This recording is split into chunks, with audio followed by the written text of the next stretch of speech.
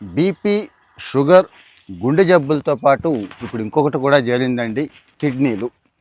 Kidney failure అనేది ఒకసారి వస్తే ఇంకేం చేయడానికి ఉండదండి. డయాలసిస్ చేసుకోవడం, కిడ్నీలు మార్పిడి చేసుకోవడం తప్పించి. కిడ్నీ మార్పిడి రాకెట్ గురించి ఎంత దారుణంగా విన్నాం, దేశం అంతా నెట్వర్క్ ఉందని అన్నాం, కానీ మన కిడ్నీ పరిస్థితి ఏంటి అనేది మాత్రం మర్చిపోతున్నామండి. సరే, అలాగని ల్యాబులకి వెళ్ళి హాస్పిటల్కి వెళ్ళి టెస్ట్ చేయించుకుందామంటే వేలుకు వేలు ఊడగొడుతున్నారు.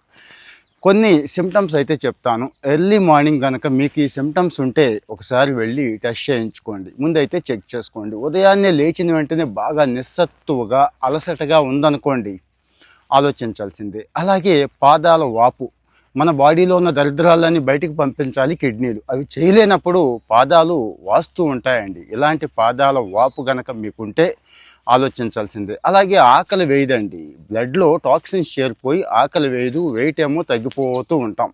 ఇది కూడా కిడ్నీ ప్రాబ్లమే అని చెప్పి గుర్తించండి. పొడిబారిపోతూ ఉంటుందండి. అంటే బాడీలో మినరల్స్ కంటెంట్ అనేది డిఫరెన్షియేషన్ వచ్చి చర్మం పొడిబారిపోతూ ఉంటుంది. అది కూడా ఒకసారి చెక్ చేసుకోండి. ఇంకా ఫైనల్గా మూత్రం ఎక్కువ వస్తూ ఉంటుంది. రాత్రిపూట సరిగా నిద్ర పట్టదు, మూత్రం ఎక్కువ వస్తూ ఉంటుంది. ఇలాగని భయపడొద్దు, ముందైతే టెస్ట్ చేయించుకోండి.